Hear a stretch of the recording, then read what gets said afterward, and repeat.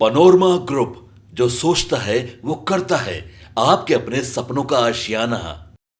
नमस्कार, स्वागत है आपका सिटी पोस्ट लाइव में। मैं हूं ऋषि झा। आज की सबसे बड़ी सियासी हलचल पर हमारी खास रिपोर्ट पेश है। भारतीय जनता पार्टी में एक नए युग की शुरुआत हो रही है।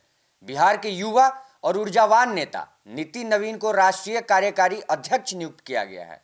यह फैसला सिर्फ एक पद का नहीं, बल्कि बीजेपी की भविष्य की रणनीति और पीढ़ीगत बदलाव का एक बड़ा संकेत है। आज सत्ता के गलियारों से एक ऐसी खबर आई है जिसने भारतीय राजनीति की दिशा और दशा दोनों पर चर्चा छेड़ दी है। दुनिया के सबसे बड़ी पार्टी, राजनीतिक पार्टी बीजेपी, अब एक युवा हाथ में अपनी कमान सौंपने जा रही है। 45 साल के नितिन नवीन, जो कल तक पटना की गलियों में संगठन को मजबूत कर रहे थे, अब दिल्ली के दीनदयाल उपाध्याय मार्ग से पूरे देश की बिसात बिछाएंगे।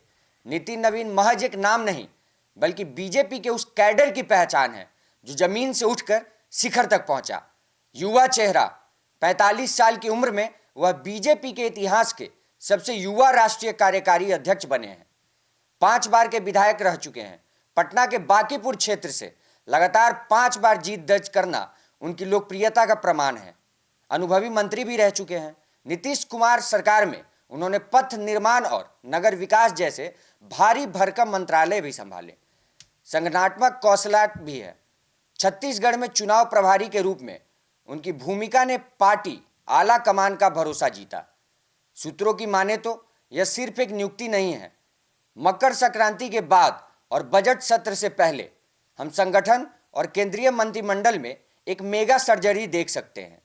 कैबिनेट विस्तार जून 2024 के बाद से मोदी कैबिनेट में कोई बड़ा फेरबदल नहीं हुआ है। अब मंत्रालयों की समीक्षा के बाद नए चेहरों को जगह दी जाएगी।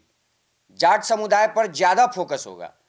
पश्चिम उत्तर प्रदेश, हरियाणा, राजस्थान में जाट समुदाय के प्रतिनिधित्व को संतुलित करने के लिए इस वर्ग से नए चेहरे को मंत्रिमंडल में शामिल किया जा सकता है। नितिन नवीन की नियुक्ति के पीछे आरएसएस के साथ बेहतर तालमेल बिठाने की बड़ी योजना है। बीजेपी की नजरें अब 2026 में होने वाले विधानसभा चुनाव पर है। पश्चिम बंगाल, असम, केरल और तमिलनाडु, इन राज्यों के लिए नवीन की नई टीम विशेष रणनीति बनाएगी। युवा अनुभवी संतुलन भी जरूरी है।